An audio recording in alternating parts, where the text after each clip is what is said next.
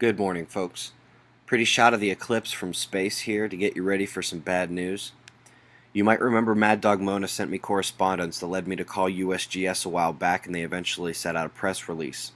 I got another email. NOAA and USGS now know that 50% of the ringed seals are sick.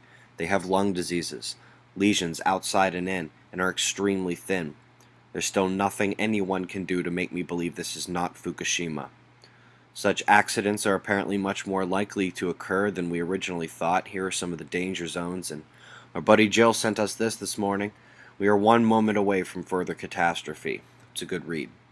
This is an interesting article about earthquakes in New Zealand, and folks, you know I don't like to swear, but this is absolute bullshit. Natural causes? Come on. We had the largest California quake in weeks yesterday. Tropical storm Bud still off the coast of Mexico. Another one tiptoed past Guam and gained strength yesterday. There are also rock slide casualties in Vietnam and an unusual quake in eastern Africa. The space weather officially caused a geomagnetic storm. You remember we began yesterday with a coronal mass ejection impact followed by a building coronal hole stream. The yellow here is the solar wind speed. It really begins to ramp up around 3 or 4 UTC, simultaneous pulse on the Ovation Prime.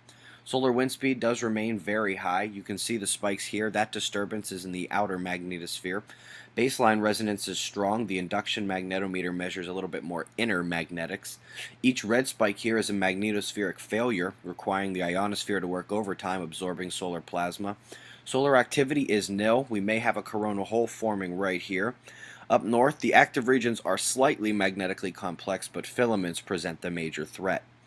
Mercury has passed Jupiter in the sky and moves in to conjoin the Sun. While that's happening, the Moon dances next to Mars in the evening sky. As Mercury moves next to Venus to start June, the Moon will be tangoing with Saturn, moving back for a full moon and lunar eclipse a day after her monthly perigee, and next day Venus transits this thing. That's the news, folks. Be safe.